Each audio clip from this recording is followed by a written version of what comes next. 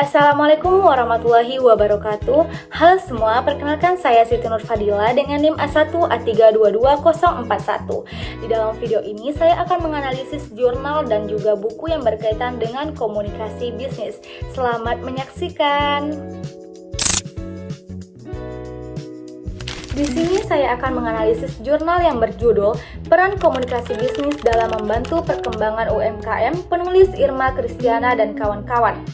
Di mana dalam jurnal ini membahas pentingnya komunikasi bisnis dalam mendukung kemajuan usaha mikro, kecil, dan menengah di Indonesia. Dalam jurnal ini juga dijelaskan bahwa UMKM memiliki peran besar dalam perekonomian nasional karena mampu membuka lapangan kerja dan menggerakkan ekonomi masyarakat. Namun, di tengah persaingan pasar yang semakin ketat, UMKM menghadapi kendala seperti keterbatasan modal, kurangnya pemanfaatan teknologi, dan lemahnya kemampuan komunikasi. Oleh karena itu, komunikasi bisnis menjadi hal yang sangat penting agar UMKM bisa bertahan dan berkembang. Dalam pembahasan jurnal ini dijelaskan bahwa komunikasi bisnis memiliki banyak fungsi bagi pelaku UMKM sebagai berikut. Yang pertama itu, komunikasi dapat memberikan informasi yang bermanfaat tentang program pengembangan dan pelatihan yang bisa meningkatkan kemampuan usaha. Yang kedua, komunikasi mendorong para pelaku UMKM untuk lebih aktif dan berpartisipasi dalam kegiatan seperti pameran atau promosi produk. Yang ketiga, komunikasi yang baik membantu pelaku usaha mempelajari keterampilan baru terutama dalam bidang pemasaran dan pelayanan pelanggan. Dengan kemampuan komunikasi yang baik, UMKM dapat menjalin hubungan yang kuat dengan pelanggan, investor maupun mitra kerja sehingga penjualan dan pendapatan dapat meningkat. Selain itu, jurnal ini juga menjelaskan bahwa komunikasi bisnis dapat dijadikan sebagai strategi pemasaran yang efektif. Misalnya, penggunaan media sosial menjadi cara yang mudah dan efektif untuk memperkenalkan produk secara luas. Penulis juga memperkenalkan strategi komunikasi push and pull, yaitu mendorong peningkatan kemampuan pelaku UMKM serta menarik perhatian konsumen melalui komunikasi yang menarik dan terbuka. Dengan strategi ini, UMKM dapat bersaing di pasar yang lebih luas, bahkan hingga ke pasar global. Secara keseluruhan, jurnal ini menunjukkan bahwa komunikasi bisnis tidak hanya sekedar alat penyampaian informasi, tetapi juga menjadi kunci utama dalam membangun hubungan, meningkatkan kepercayaan, dan memperluas pasar. Melalui komunikasi bisnis yang efektif, UMKM bisa lebih inovatif, lebih dekat dengan pelanggan, dan lebih siap menghadapi tantangan bisnis di era modern. Di sini saya akan menganalisis buku yang berjudul Manajemen Pemasaran, penulis Dr. Heri Sudarsono, SEMM, penerbit CV Pustaka Abadi, di mana di dalam buku ini terdapat 8 bab. Masuk ke bab pertama yaitu latar belakang.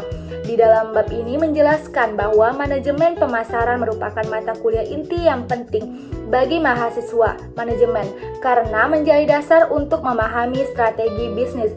Dalam dunia bisnis yang kompetitif, perusahaan harus mampu mengatur strategi produk, harga, promosi, dan distribusi secara tepat agar memenuhi kebutuhan konsumen dan memenangkan persaingan.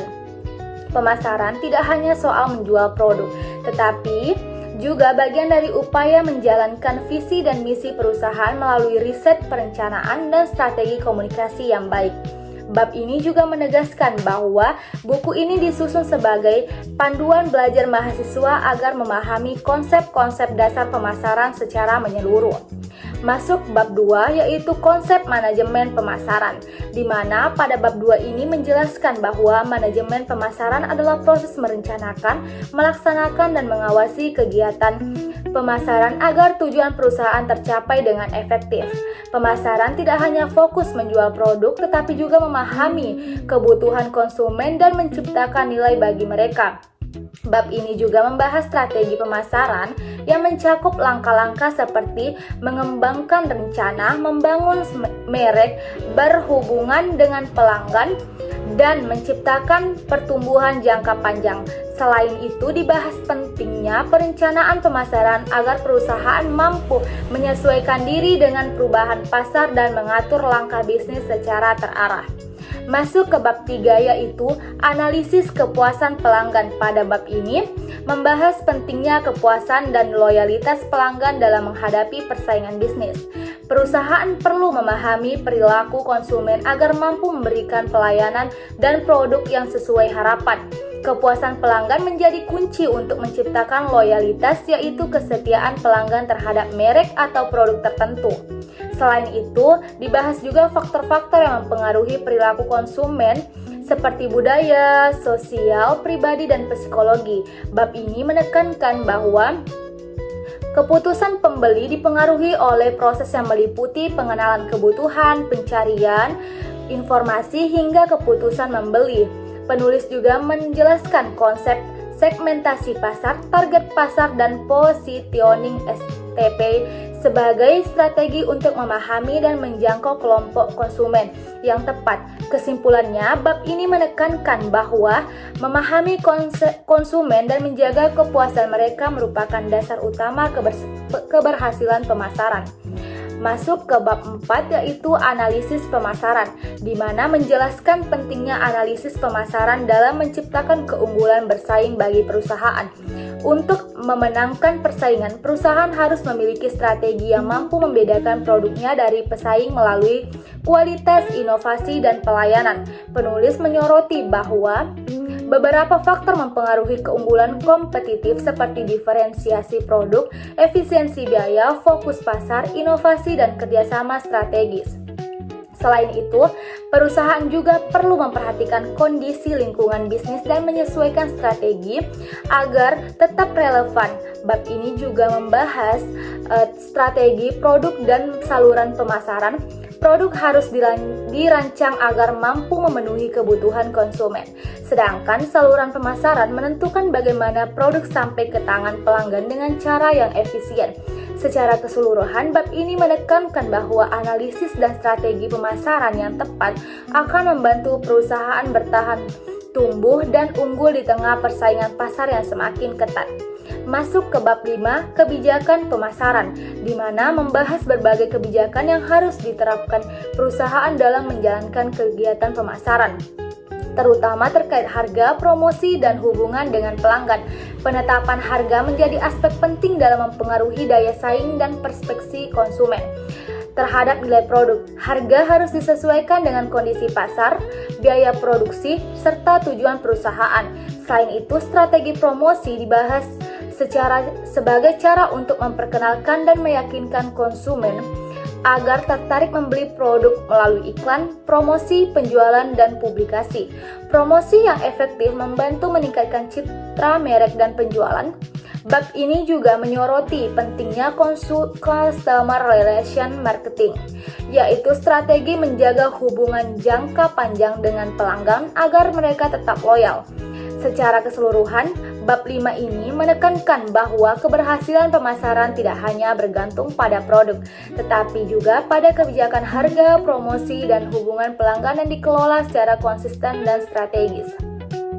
Masuk ke bab 6 yaitu memanfaatkan pasar global, di mana membahas tentang pentingnya perusahaan memperluas kegiatan pemasaran ke pasar global, di mana globalisasi membuka peluang besar bagi perusahaan untuk menjual produk ke berbagai negara, namun juga menimbulkan tantangan baru seperti perbedaan budaya, hukum, dan persaingan internasional. Penulis menjelaskan tahapan memasuki pasar global mulai dari ekspor sederhana hingga membangun cabang di luar negeri. Perusahaan perlu memahami kondisi pasar internasional, melakukan riset, serta menyesuaikan strategi pemasaran dengan karakteristik konsumen di setiap negara. Selain itu, bab ini juga menyoroti isu-isu dalam pemasaran global seperti etika bisnis, perbedaan mata uang, dan kebijakan perdagangan. Serta keseluruhan bab ini menekankan bahwa keberhasilan di pasar global bergantung pada kemampuan perusahaan beradaptasi, memahami budaya lokal, dan menerapkan strategi pemasaran internasional yang fleksibel dan berdaya saing tinggi. Selanjutnya masuk ke bab 7, yaitu Introduction New Market Offerings, di mana bab 7 ini membahas tentang proses pengembangan dan peluncuran produk baru sebagai strategi penting dalam mempertahankan daya saing perusahaan. Penulis juga menjelaskan bahwa inovasi produk diperlukan untuk memenuhi kebutuhan konsumen yang terus berubah dan menghadapi persaingan pasar yang semakin ketat. Dalam bab ini dijelaskan berbagai pilihan dan tantangan dalam menciptakan produk baru, seperti resiko kegagalan, biaya pengembangan yang tinggi, dan ketidakpastian penerimaan pasar. Oleh karena itu, perusahaan perlu melakukan riset pasar, uji coba produk, serta perencanaan yang matang sebelum peluncuran. Selain itu, dibahas pula pentingnya pengaturan organisasi yang baik agar proses inovasi berjalan efektif, termasuk pembagian tugas, koordinasi antar bagian, dan evaluasi hasil pengembangan produk. Secara keseluruhan, pada bab ini menekankan bahwa keberhasilan produk baru tidak hanya bergantung pada ide kreatif, tetapi juga pada manajemen inovasi yang terancam dan terintegrasi dan terstrategis pemasaran perusahaan. Masuk ke bab 8, Managing Mass Communication, di mana di bab 8 ini membahas tentang bagaimana perusahaan mengelola komunikasi massa dalam kegiatan pemasaran, terutama melalui iklan dan promosi. Komunikasi massa berperan penting dalam membangun citra merek, menarik perhatian konsumen, dan meningkatkan penjualan produk.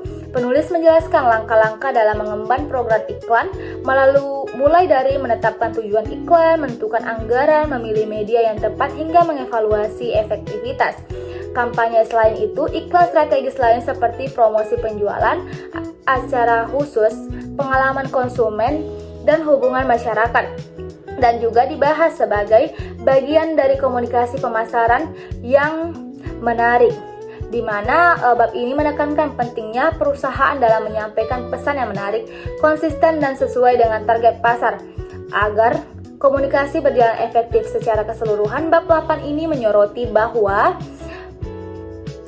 keberhasilan pasar tidak hanya tergantung pada produk dan harga, tapi juga pada kemampuan perusahaan mengkomunikasikan nilai dan citra mereknya kepada masyarakat secara luas dan berkesan. Nah, dapat disimpulkan dalam isi buku ini, secara keseluruhan menjelaskan secara sistematis tentang bagaimana perusahaan mengelola kegiatan pemasaran agar mampu bertahan dan berkembang di tengah persaingan bisnis yang ketat. Pemasaran tidak hanya sebatas menjual produk, tapi juga mencakup proses memahami kebutuhan konsumen, merancang strategis yang efektif, serta membangun hubungan jangka panjang dengan pelanggan. Buku ini menekankan pentingnya penerapan pemasaran sebagai dasar dalam merancang strategi bisnis. Selain itu, konsep seperti segmentasi pasar, perilaku konsumen, dan pengembangan produk baru, pemasaran global, dan komunikasi massa dijelaskan sebagai bagian dari langkah strategis untuk meningkatkan nilai dan daya saing perusahaan.